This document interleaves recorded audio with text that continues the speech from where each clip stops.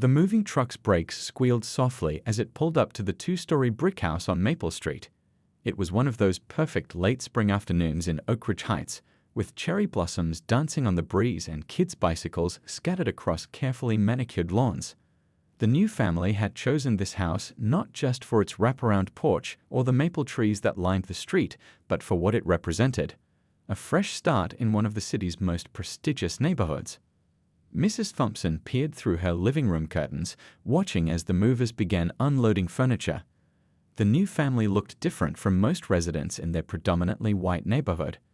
The father, tall and distinguished in his polo shirt and khakis, directed the movers with quiet authority. His wife, wearing a bright yellow sundress, supervised their two children who were already exploring the front yard. The boy, around 12, tossed a basketball while his younger sister, maybe 8 or 9, clutched a well-loved stuffed giraffe. Next door, Mr. Rodriguez stepped out onto his porch, waving warmly at the newcomers. He was one of the few neighbors who immediately walked over, extending his hand to the father. "Welcome to Maple Street. I'm your next-door neighbor." The genuine warmth in his voice cut through the afternoon tension as several other residents watched from behind their windows or pretended to be busy with yard work. Inside their new home, boxes labeled kitchen and living room created a cardboard maze. The mother unpacked family photos, graduation ceremonies, birthday parties, and holiday gatherings. Each frame told a story of accomplishment and love. Their daughter discovered the window seat in her new room, immediately claiming it as her reading nook, while their son found the perfect spot for his basketball trophies. The father stood in what would become his home office, carefully unpacking his awards and certifications. Among them was a newly framed document, his appointment as the district's new police chief.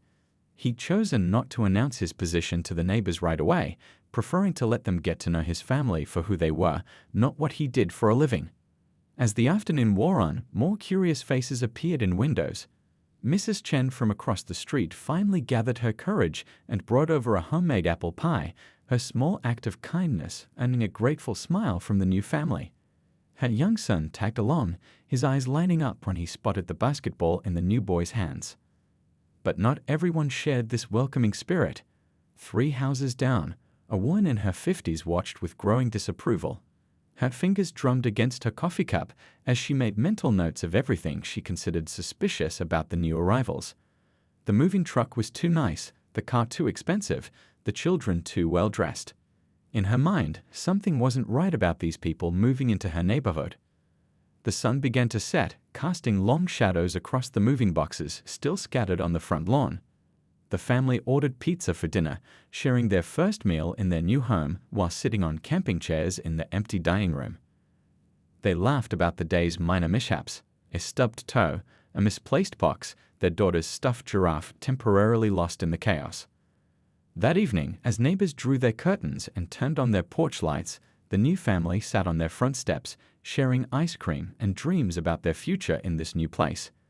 They didn't notice the disapproving stares from down the street, or perhaps they chose to focus instead on the friendly waves from Mr. Rodriguez and the Chen family.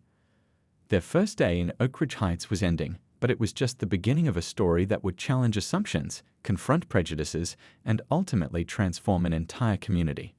Little did anyone know that the upcoming weekend's family BBQ would become the catalyst for change that this seemingly perfect neighborhood didn't even know it needed. 2 weeks had passed since moving day, and the new family was finally feeling settled in their home on Maple Street.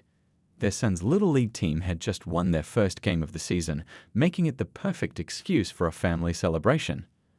The father had spent the morning setting up their new grill, a housewarming gift from his colleagues at the police department, though none of the neighbors knew about his position yet. The sweet aroma of barbecue sauce and grilling meat began wafting through the neighborhood around noon. The mother hummed quietly as she prepared her famous potato salad in the kitchen, while their daughter carefully arranged red and blue balloons along the back fence. Their son proudly wore his baseball uniform, showing off his game-winning catch to his younger cousins who had arrived early to help with preparations. The backyard slowly transformed into a festive space. Folding tables covered in bright tablecloths dotted the lawn, laden with homemade dishes that told their family's story. Once classic mac and cheese, grandmother's secret recipe cornbread, and cousin's legendary sweet potato pie. String lights twinkled in the afternoon sun, waiting for dusk to show their full charm. Around 2 o'clock, more family members started arriving. Cars lined the street as uncles, aunts, and cousins poured in, each carrying dishes and hugging everyone in sight. The grandmother, elegant in her Sunday best, supervised the food arrangement while sharing stories about her grandson's baseball achievements with anyone who would listen. The sound of children's laughter filled the air as the younger ones organized an impromptu game of tag around the yard. The teenagers gathered near the portable speaker, playfully arguing about the playlist while keeping the volume at a respectful level. The adults clustered around the grill, sharing stories and jokes as the father flipped burgers with practiced ease. Mr. Rodriguez and his family had accepted their invitation to join, bringing their famous homemade salsa that quickly became a hit. The Chen family also stopped by briefly to drop off a plate of dumplings, their son joining the baseball discussion with enthusiasm. These neighbors' presence added to the warm, inclusive atmosphere the family hoped to create in their new community. The afternoon sun cast a golden glow over the gathering as family members spread across the yard, some lounging in camping chairs, others standing in small groups, all enjoying the food and company. The mother had even set up a dessert station with her children's help, featuring everything from fresh fruit to homemade cookies. The party was everything a family gathering should be, full of love, laughter, and good food. Old stories were shared, new memories were made, and the house seemed to settle more firmly into being a home with each passing hour. Even a few curious neighbors who hadn't introduced themselves yet peeked over their fences, perhaps surprised by the orderly, joyful nature of the gathering. The father stood by his grill, watching his family with pride. His brother-in-law had just started teaching the kids how to play spades at one of the tables, while his wife shared family photos on her phone with the neighbors.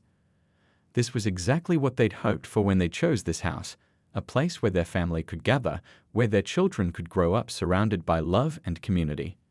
Little did they know that just 3 houses down, someone was watching their celebration with very different emotions. Through narrowed eyes, she observed each new arrival, each burst of laughter, each friendly interaction with growing irritation. In her mind, she was already rehearsing what she would say when she made a certain phone call, a call that would turn this peaceful afternoon into something entirely unexpected. The smell of grilled chicken and the sound of children's laughter continued to float through the neighborhood as the sun began its slow descent. It was a perfect family gathering by any measure, the kind of event that should have brought a community together. Instead, it was about to become the catalyst for exposing the underlying tensions that had been simmering since moving day. The woman at number 247 Maple Street hadn't stopped pacing since the party began. From her perfectly positioned living room window, she watched the gathering with growing agitation. Her curtains, normally drawn tight, were parted just enough for her to document everything she considered suspicious on her phone. She'd lived in Oak Ridge Heights for 25 years and served as the unofficial neighborhood watchdog. Her pristine lawn and rigid adherence to HOA guidelines were points of pride. The sight of cars lining her street and the sound of joy floating over the fences made her blood pressure rise with each passing hour. "This isn't what we do here," she muttered, adjusting her designer glasses as she typed another note. Her cat watched from the windowsill as she photographed license plates and counted the number of guests. The party wasn't loud, she had to admit that much, but in her mind, it wasn't about the noise. It was about maintaining neighborhood standards. Her phone buzzed with messages from her neighborhood watch group chat. Most neighbors ignored her complaints about the gathering, with some even defending the new family. "Such a lovely celebration," one message read. "Their son's baseball team won today." Another neighbor chimed in, "The food smells amazing. They even invited some of us." These positive responses only fueled her determination. She'd spent years cultivating what she considered the right kind of neighborhood, and in her mind, this family didn't fit her narrow vision. The fact that they could afford the house, drove nice cars, and maintained their property beautifully somehow made it worse. It challenged her preconceptions in ways she wasn't ready to face. Standing in her kitchen, she pressed her lips together as another wave of laughter drifted through her window. The clock showed 4:30 p.m. She'd been watching since the first guest arrived, documenting everything. the father at the grill wearing an expensive-looking watch, the mother greeting guests with homemade lemonade, the children playing organized games instead of causing trouble. It all seemed too perfect to her suspicious mind. Her fingers hovered over her phone's keypad. She'd called the police on neighbors before, for parking violations, unleashed dogs, even children's lemonade stands. But something about this moment felt different. Perhaps it was the way other neighbors had welcomed the family, or how orderly the gathering appeared. Still, she couldn't stop herself. With trembling fingers, she dialed 911. "Yes, I'd like to report a disturbance," she began, her voice dripping with artificial concern. "There's a large gathering at 235 Maple Street. I'm worried about safety issues." She chose her words carefully, using coded language that she thought would prompt a faster response. "The music." She paused, realizing she needed to exaggerate. "Yes, it's very disruptive. And there are so many people. They're not from our neighborhood, you understand. I'm concerned about, well, you know what I mean." Her tone carried implications she wouldn't dare speak openly. As she made her report, she didn't notice Mr. Rodriguez watching her from his yard. He'd stepped out to dispose of some recycling and recognized the familiar scene, her pacing, phone in hand, curtains barely parted. He shook his head sadly, knowing exactly what was happening. The dispatcher's questions became more specific, trying to identify any actual violations. The woman grew increasingly flustered as she struggled to cite legitimate concerns. "Just send someone," she finally snapped. "I pay my taxes. I have a right to feel safe in my neighborhood." After hanging up, she positioned herself by her front window, waiting with smug satisfaction for the approaching sirens. In her mind, she was protecting her property values, maintaining order, defending her way of life.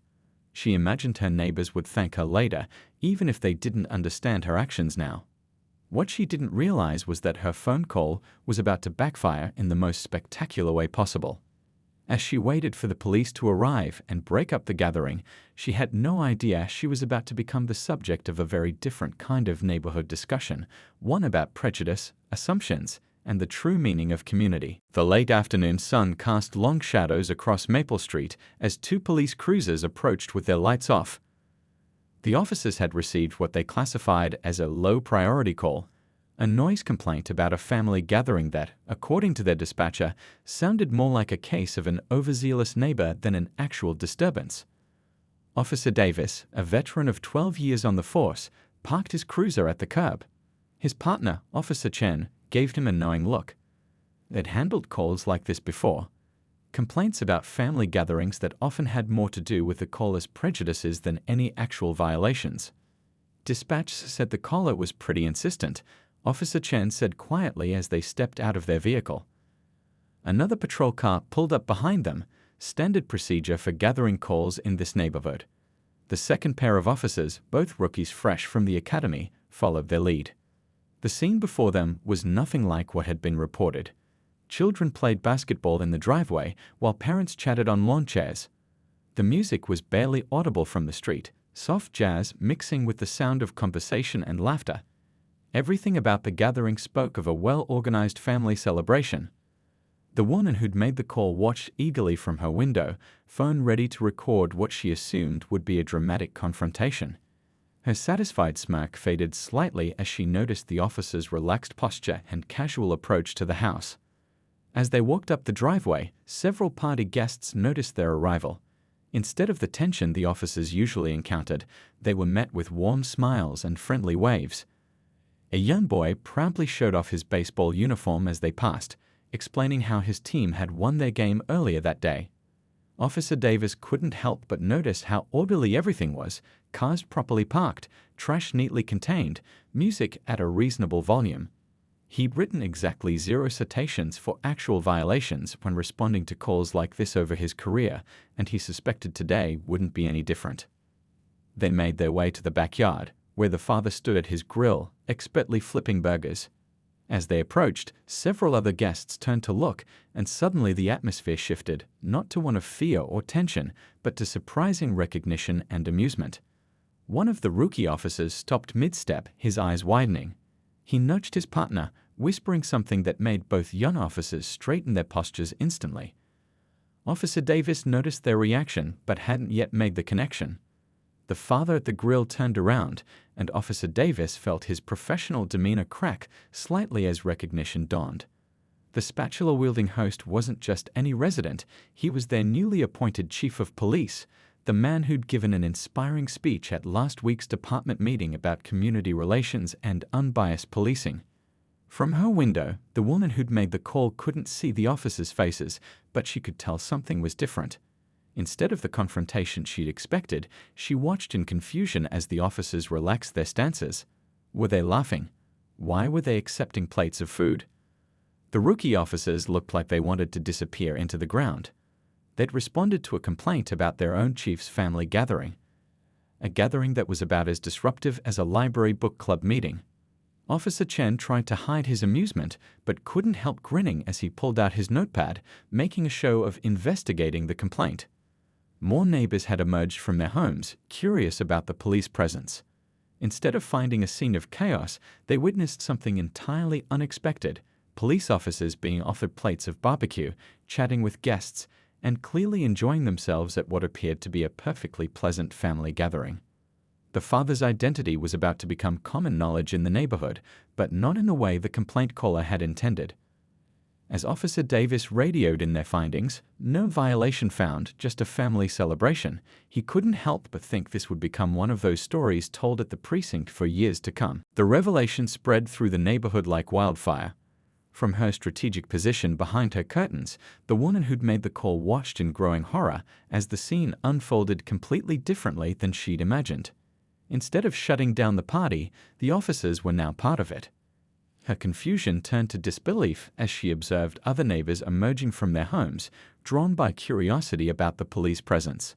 Rather than finding chaos, they discovered something entirely unexpected.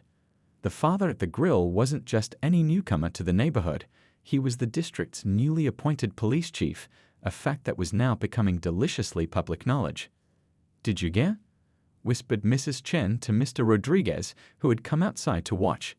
"That's the new police chief, the one they featured in the local newspaper last month for his community outreach programs." Her voice carried just enough for others to hear, and soon small clusters of neighbors formed on their lawns, sharing this surprising information. The woman at the window felt her face grow hot as she realized the magnitude of her mistake. Through her zoom lens, she could now clearly see the respect and deference the officers showed to the father. One of them was even showing him something on a clipboard, both men laughing as they reviewed what was presumably the complaint report. Inside her house, her phone buzzed incessantly with messages from the neighborhood watch group chat. "Did you really call the police on the new police chief's family BBQ? Way to welcome our most prestigious new neighbor. Have you seen his credentials? He's revolutionized community policing in 3 districts." The mother, who had been quietly observing everything, now stepped forward with a plate of food for the officers. Her grace in handling the situation made the caller's actions seem even more shameful by comparison. Here was a family that, despite being subjected to obvious prejudice, responded with dignity and warmth. More neighbors began drifting toward the party, drawn by both curiosity and the delicious smells. The father, still wearing his world's best dad apron, welcomed each one with the same genuine smile he'd given the officers. His easy manner and professional reputation created an interesting contrast that caught everyone's attention. "I didn't want to make a big deal about my position when we moved in," he explained to the small crowd that had gathered. "We wanted to be known as neighbors first, to be part of the community for who we are, not what I do for a living." His words carried across the lawn, their significance not lost on anyone present. The officers, now finishing their investigation, made a point of walking past the complaint caller's house.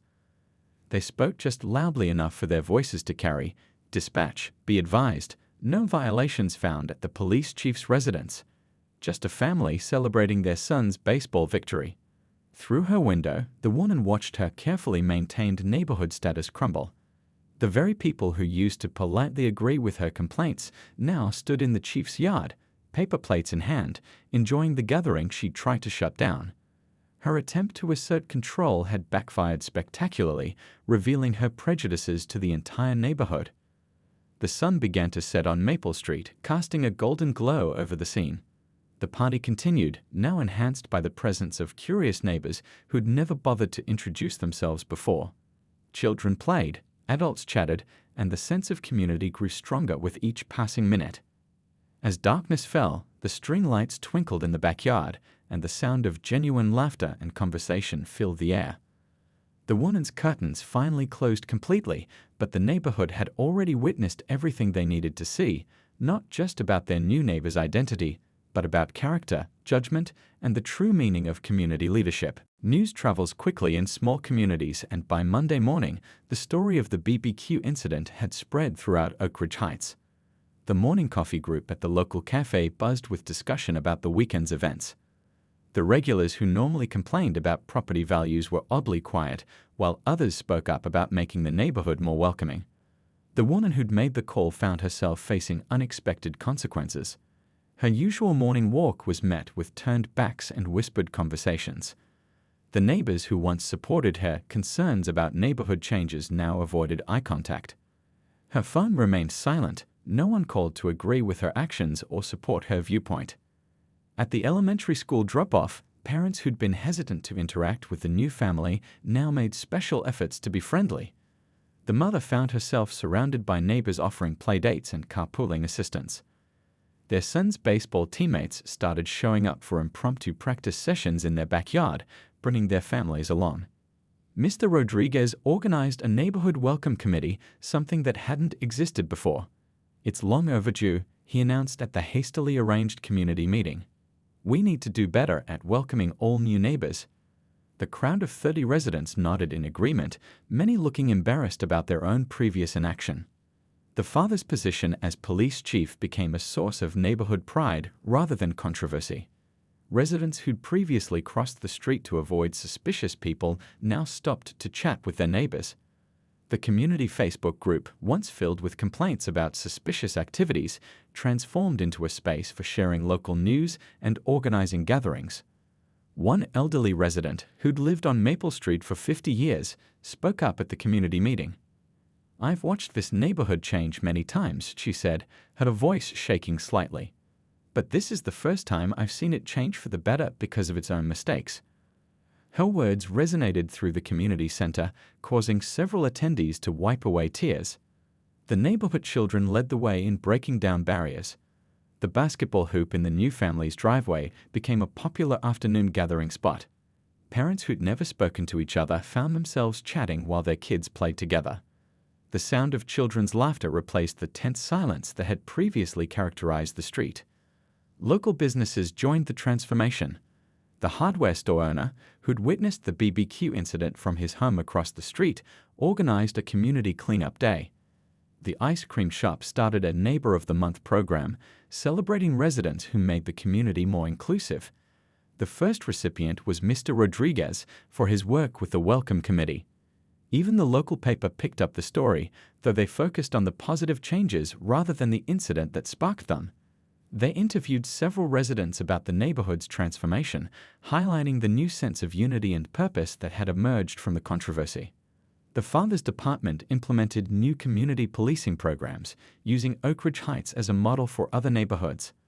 Officers began hosting monthly coffee with a cop meetings at the local cafe, breaking down barriers between law enforcement and residents of all backgrounds. As summer progressed, the woman who'd made the call remained isolated, watching from her window as her neighborhood changed around her. Some residents suggested excluding her from community events, but the chief's wife surprisingly spoke up in her defense. "Change happens through inclusion, not exclusion," she said at a community meeting. "Even those who've made mistakes deserve a chance to learn and grow." The transformed atmosphere of Maple Street became contagious, spreading to surrounding neighborhoods. Other communities started asking how they could replicate the success, leading to a broader conversation about community policing and neighborhood inclusion throughout the city. What had started as an attempt to divide had accidentally created a blueprint for bringing people together. 3 months after the BBQ incident, Maple Street had become unrecognizable in the best possible way. The police chief's weekly community workshops, initially met with skepticism, now had a waiting list. Even more surprising was who sat in the front row of the latest session, the woman who'd made the infamous 911 call. Her journey from neighborhood watchdog to workshop participant hadn't been easy. For weeks after the incident, she'd stayed inside, mortified by her actions and the community's response. The turning point came when her grandson asked her a simple question during his weekly visit. "Grandma, why don't you wave at my new friend from school when he rides his bike past your house?" That innocent question forced her to confront her behavior. The next day, she found a handwritten invitation in her mailbox for the community relations workshop. The chief's wife had personally delivered it, along with a plate of cookies, the same recipe she'd served at the BBQ. The workshops weren't just about policing, they addressed deeper issues of bias and community building. Participants shared personal stories, challenged their own assumptions, and learned from each other's experiences. The woman found herself opening up about her own fears and prejudices, surprised by the supportive responses from neighbors she'd once viewed with suspicion. At home, small changes reflected bigger transformations. Her curtains, once permanently drawn, now stayed open during the day. Her front porch, previously a lookout post for suspicious activity, became a gathering spot where she offered lemonade to passing neighbors. Her grandson's friends now felt comfortable playing in her yard, their laughter replacing the silence that had surrounded her house for years. The police chief's BBQs had become a monthly tradition, drawing residents from all over the city. The latest gathering featured tables groaning under the weight of dishes from dozens of cultures, a physical representation of the community's diversity. Children played together without seeing differences, while adults shared stories and built genuine friendships. Local news stations started covering the neighborhood's transformation. A reporter asked the chief about his approach to handling the initial incident. "Sometimes," he replied, "the best response to prejudice isn't punishment, but education and understanding. We're all capable of growth when given the chance." The woman who'd made the call was interviewed too, though not identified by name. "I thought I was protecting my community," she admitted, her voice thick with emotion. "Instead, I learned what community really means. It's not about keeping people out, it's about welcoming them in." The neighborhood watch group still existed, but with a new mission. Instead of reporting suspicious activities, they organized welcome wagons for new residents, coordinated meal trains for families in need, and hosted cultural exchange dinners. Their monthly meetings, once filled with complaints, now focused on community improvement projects. 1 year after the BBQ incident, the neighborhood hosted a unity celebration. The woman who'd made the call helped organize it, working alongside the very neighbors she'd once viewed with suspicion. As she hung decorations with the chief's daughter, she reflected on how much had changed, not just in the neighborhood, but in herself. During the celebration, the chief's wife stood to make a speech. "A year ago, an incident that could have divided us ended up bringing us together," she said, smiling at the gathered crowd. "It proved that when we open our hearts and minds, amazing things happen. Our differences don't divide us, they make our community stronger." The story of Maple Street's transformation spread far beyond the neighborhood boundaries, inspiring other communities to examine their own biases and work toward positive change. What began as one person's prejudiced phone call had accidentally sparked a movement of understanding and acceptance that continued to grow, one conversation, one BBQ, one changed mind at a time.